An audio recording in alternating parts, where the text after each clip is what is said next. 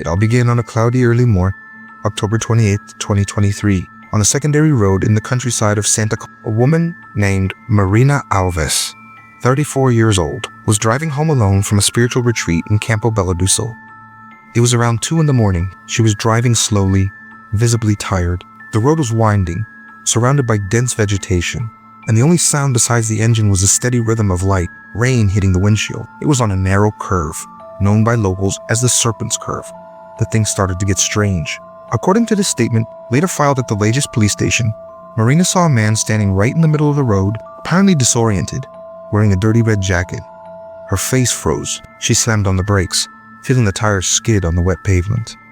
But there was no one there anymore. She stood still for a few seconds, trying to process what had just happened. The rain continued. Her headlights lit up nothing but empty road. No silhouette, no movement. Thinking she might have been mistaken, she kept driving until she got home, only to find out that a nearby security camera had captured something that same early morning. A shadowy figure crossing the road, coming from the woods. And the strangest part, at that exact spot, at that exact time of night, at least 3 disappearances had been recorded over the past 7 years. The most recent, Daniel Fontes, 27 years old, a resident of Lages, went missing just over 2 months ago while driving home after visiting his grandmother. His car was found 500 meters from the Serpent's Curve, the driver's side door wide open and the headlights still on. At first, the case was treated as an abandoned vehicle, but the reappearance of the man in the red jacket reignited an old case file that investigators had shelved due to lack of evidence, and that's when the mystery started to deepen. Comment below with your reaction and tell me, would you have stopped a car like Marina, or would you have stepped on the gas? The day after Marina's report, the case reached retired investigator Walter Bianchino, former forensic expert known in Lages for his obsession with unsolved cases. Between 2016 and 2019, Walter had worked specifically on the missing persons files from beyond the highway where the Serpent's Curve is located. He knew that area better than almost anyone, and when he heard about the red jacket, his instincts kicked in. That same description had come up before it was mentioned by relatives of victims. But no one had ever taken it seriously. It was always dismissed as coincidence or trauma-induced hallucination. Walter decided to request access to public surveillance footage from the area, and he managed to recover the recording from that very night. The image was dark, black and white, but clear enough to make the hairs on your arm stand up. At exactly 2:13 a.m., for a brief 4 seconds, a figure appears crossing the road. It doesn't walk, it doesn't run. It simply appears on one side and then shows up on the other, carrying what looks like a backpack and a heavy, dark-colored jacket. Walter brought in a colleague to analyze the footage frame by frame. That's when they noticed something no one else had. The figure seemed to be wearing something on its back, something that looked like a reflective vest and a badge. 2 days later, Walter returned to the Lages police station to officially request the reopening of the Daniel Fontes investigation. He compared the footage with photos of the young man, and then he went silent for a moment, because even with the low resolution, the man on the curve looked exactly like Daniel is. The same young man listed as missing, the same black backpack, the same jacket he was last seen wearing in a video recording. But there was one problem, a serious one. Daniel couldn't possibly be there. His car had been sitting in a police impound lot for months, and the reflective vest he used for work had been found crumpled in the trunk along with his personal documents. None of it made sense.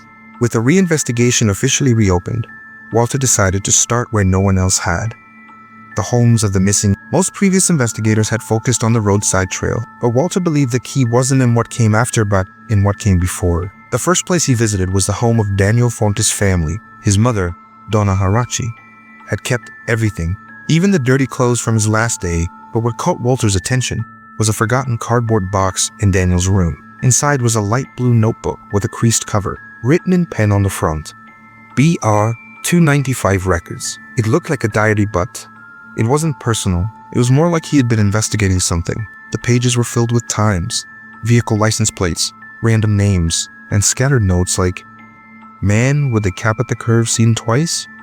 Doesn't stop, just watches." March, silver pickup truck vanishes.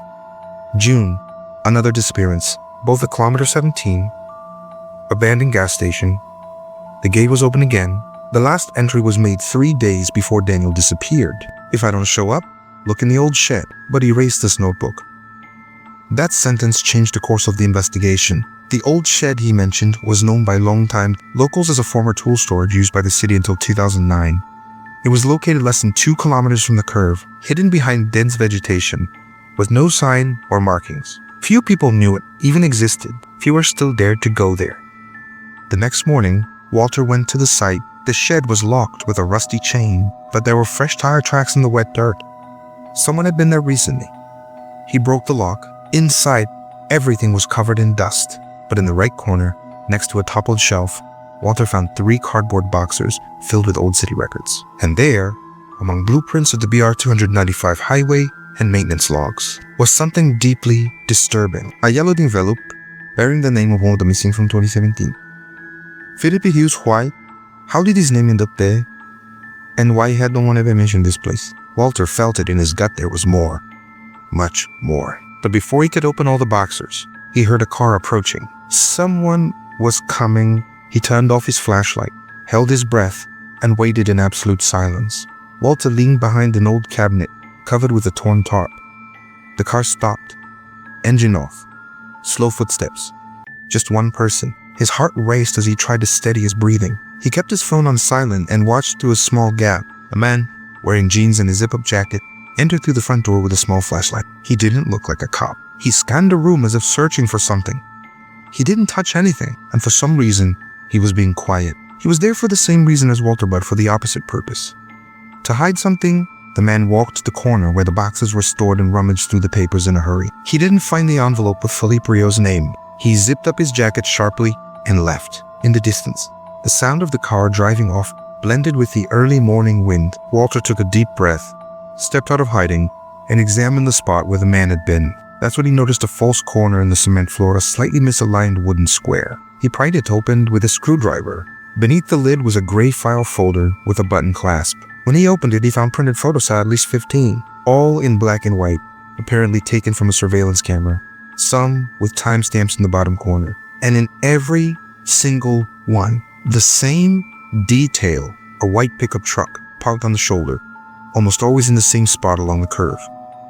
Sometimes at night, sometimes at dusk, but always in the same position with the same bumper sticker on the back.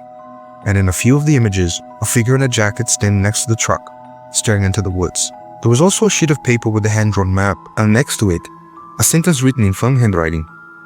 Kilometer 17. 3 minutes on foot. Silence.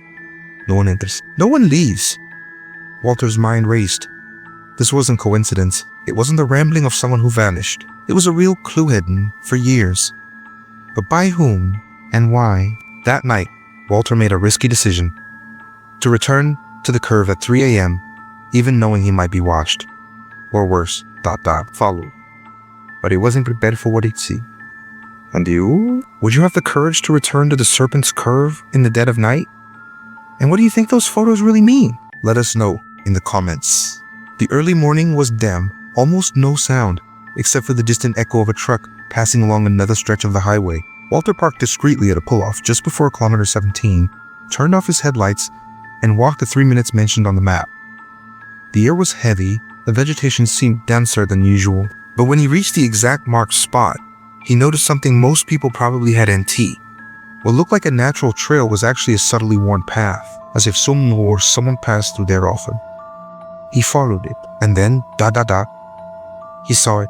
Between the trees, a small clearing. Scattered around were remnants of old items.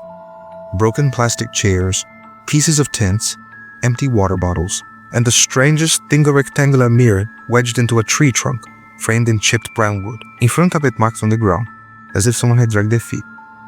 Or maybe tried to resist. Walter crouched down to take a closer look. He found a simple bracelet made of red beads. When he later showed a photo of it to Donna Erachi, she confirmed. It belonged to Daniel. He had made it himself at a school camp years earlier. But why was it there? Walter began to notice a pattern. All the missing people had somehow passed through that trail. Or maybe they had been brought there. Then, he noticed something he had missed at first glance. Behind the mirror, a detail that would slip past most eyes there was a carving made with a pocket knife. The word set, 3 letters. That was it. Walter didn't understand yet, but as he made his way back to the car, he heard a twig snap in the brush. He stopped, looked back. Nothing. A few more steps. Another sound. Closer this time. He spun around with the flashlight. Nothing. Complete silence. That night, he got home with a disturbing feeling that he hadn't been alone on the trail. And maybe he never had been. 2 weeks after the visit to the trail, Walter received an anonymous message. Just a short text. "You're not the only one who went there. I did too. But I came back different." The message came from a prepaid number with no ID. He replied, but got no answer. Until the next day, when a letter was slipped under the door of the newspaper where Walter worked. No return address. Inside, an old sepia-toned photo. It showed 3 young boys sitting on a wooden bench. One of them looked familiar. It was Daniel, still a teenager. Next to him, 2 unknown faces. On the back, just one word. Walter took the photo to Irachi. She didn't recognize the other 2 boys, but that name stirred something in her. That name gives me chills. He was a friend of Daniel's. I think he disappeared about a month later, before everything blew up. Back then, people said his family had moved away. Walter searched through old school records and found the last name, Salvio Mendes. After days of cross-referencing data and social media, he found a lead, an address in Snow Bartholomew, 2 towns over, a rural area, almost no cell signal. He went there in person. When he arrived, he found an isolated house, surrounded by a tall brush. A man, looking just over 30, came out to meet him. Thin, evasive eyes, tense expression. "Are you Mendes?" Walter asked. The man hesitated, then nodded. "Did you know jr.rooh?" Stayed silent for almost a minute. Then he said, "Daniel didn't disappear at that curve. He was taken, and he came back, but not like before." That sentence froze Walter. "What do you mean?" "Came back. He came up, stayed for 2 weeks, then vanished again. But during that time, he didn't speak, didn't sleep. He just stared into the living room mirror all day long. I saw that with my own eyes. I was there. You were with him." "Yes. At the curve, the 3 of us went together, but only 2 of us came back, and I was never the same. That thing messed with us, with our heads, with time. I can't explain it. I just know someone's still there, waiting." Before Walter could ask anything else, stepped back inside and locked the door. That night, Walter didn't sleep. After the meeting with Walter, returned to the trail at kilometer 17. But this time something was different. The mirror was gone. In its place, only the mark on the tree trunk remained where it had once been fixed, as if it had been carefully removed. No rush, as if someone knew he'd be coming back. In the days that followed, Walter combed through police records, public search reports, and old accounts of unsolved disappearances. He was looking for a similar case, a clue that might connect the dots. Then something caught his attention in a police report dated 2003, nearly 20 years earlier. A simple, archived case of a young man named Roberto Lins, who vanished after leaving a party in an eastern neighborhood of Marasso. The strange part, in the case files, there was a photo taken inside the boy's grandmother's house. In the background, behind the couch, a mirror with the same chipped brown frame. Walter froze. He zoomed in, looked closer. In the bottom corner, barely visible, were the same etched letters on the glass. The word set. The same mark as the mirror from the trail. And there was more. On the day Roberto disappeared, his grandmother reported that he spent hours staring into the mirror, as if he had seen something inside it. Then he left, and never came back. Walter went to the address, now abandoned. The house had been demolished, and the land stood empty. Only fragments remained of what once was a modest home, and a tree that had grown beside what used to be the living room. Instinctively, the reporter dug near the base of the tree with his hands, curious, and there, wrapped in plastic fabric, he found shards of mirrored glass, dirty and darkened by time. But one of them still reflected. Walter sent it for analysis, and the forensic technician's answer was the most unsettling yet. This glass. It's not normal. It has traces of high concentration, silver, like antique mirrors. But there's something odd. It doesn't reflect light the same way. It seems to absorb some of it. You mean it pulls the light in? Walter asked. Not just light. Maybe more than that. That night, Walter realized the trail mirror wasn't unique. It was part of something bigger, something ancient, something that appeared, then vanished, like a trail or a trap. Do you think these mirrors are just a coincidence, or part of something much darker? Share your theory in the comments. Walter returned to the newsroom over the weekend, determined to cross-check every name he had gathered so far. That's when he remembered a strange detail Irachi had once mentioned. Daniel, shortly before disappearing, had started writing in an old notebook, but no one ever found it. Hoping to uncover it, Walter decided to visit the Rios family's old house. The property was unoccupied, but still belonged to Irachi, who kept it closed out of sentiment. She gave Walter permission to search through whatever was left inside. In the back of the house, inside a rusty metal cabinet, buried beneath damp papers and moldy books, he found a brown spiral notebook with a bent wire binding. On the cover, Daniel's unmistakable handwriting. Mirrors that don't show the truth. The first few pages were filled with crude sketches of eyes, overlapping circles, and what looked like mirror frames. But as Walter flipped through it, the content grew stranger, more personal and more disturbing. Passages like "He called me again today," said the mirror isn't complete, that one of us is still missing. It doesn't matter if I close my eyes. He sees me from inside, and I see him too. Staring at it for hours isn't the problem. The problem is when the mirror stares back. Then, one passage made Walter's skin crawl. The place he took me to had wooden floors and smelled like old paint. It was the same living room from Roberto's house. I saw him there, but he didn't see me. Impossible. But Daniel was describing the interior of Roberto's grandmother's house, the same one tied to the other disappearance back in 2003. How could he possibly know what it looked like? Or more terrifying, how could he have been there without ever leaving the city? Walter kept the notebook, but only made copies of the pages to avoid raising suspicion for now. That night, he realized that every missing person had a hidden link, not just with the mirrors, but with something else. The feeling of being watched before they vanished. And the most unsettling detail, many of them, in completely separate accounts, had reported the same chilling phrase, "He's in the mirror, but it's not my reflection." Walter then created a timeline of all the disappearances and noticed something no one had caught before. Every single case happened exactly 20 days after someone first reported seeing the mirror. And it had been 19 days since he first saw it. With Daniel's notebook and the evidence in hand, Walter felt it was time to face the mystery head. He returned to the trail at kilometer 17, carrying a small hammer he kept for emergencies. He knew the mirror might disappear again, but he called jr.rooh for Disappearances. When he arrived, the place was silent. He pulled the mirror from its improvised hiding spot among the trees and, to his shock, it had returned, hanging from the very same tree trunk. Walter hesitated, his heart racing. Then, with a firm swing, he struck the frame. The glass cracked, shattered, and fell to the ground in jagged pieces. Immediately, the air seemed to change. A deep, unnatural silence fell over the forest. Walter shivered and looked down at the shards on the ground. What he saw was disturbing. The pieces reflected nothing, only a dark void, as if they had swallowed all the light around them. He carefully picked up one of the fragments, trying to see something within. Suddenly, he heard a whisper, faint, almost inaudible. "Why did you break me?" He stepped back, and the whisper vanished.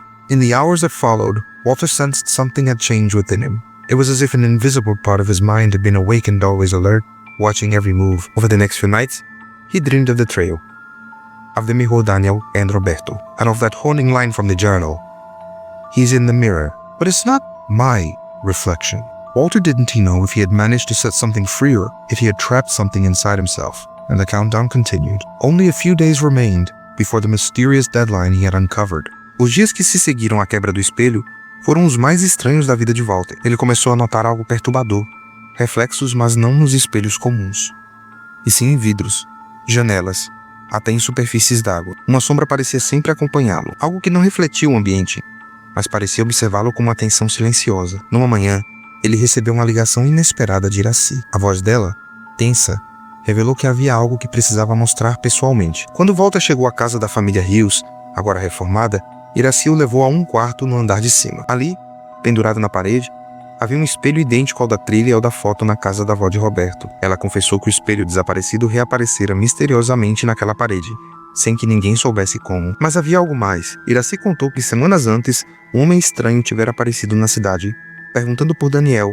como se soubesse detalhes que só a família tinha. Ele não era daqui, e desde a noite daquela visita, A sensação de que algo os observava aumentou. Walter sentiu um calafrio. Naquela noite, decidiu que precisava enfrentar o que fosse aquela presença de uma vez por todas. Diante do espelho, ele falou em voz alta: "Quem tá aí? O que quer de nós?" Nada aconteceu. Só o silêncio. Mas quando ele se virou para sair, seu reflexo permaneceu no vidro. Não como ele, mas como uma silhueta indistinta, imóvel, observando. Walter piscou, e seu reflexo voltou ao normal. Mas algo mudou. Na manhã seguinte, Walter desapareceu. Seus pertences foram encontrados na trilha, próximo ao quilômetro 17, onde tudo começara. O espelho sumira. A polícia encontrou apenas seu caderno, com a última anotação: "O espelho não é uma porta para o outro lado. É um convite. E quem olha nunca está sozinho." O mistério permanece. Ninguém sabe exatamente o que aconteceu com Walter, mas uma coisa é certa. Em Mirassol, quem passa pela trilha do quilômetro 17 sente que algo está observando. E você? Será que teria coragem de encarar o espelho? O que você acha que realmente aconteceu com Walter? Deixe sua teoria nos comentários abaixo. Sua visão pode ser a chave para desvendar esse mistério. Se gostou da história, curta e se inscreva para mais casos intrigantes como este.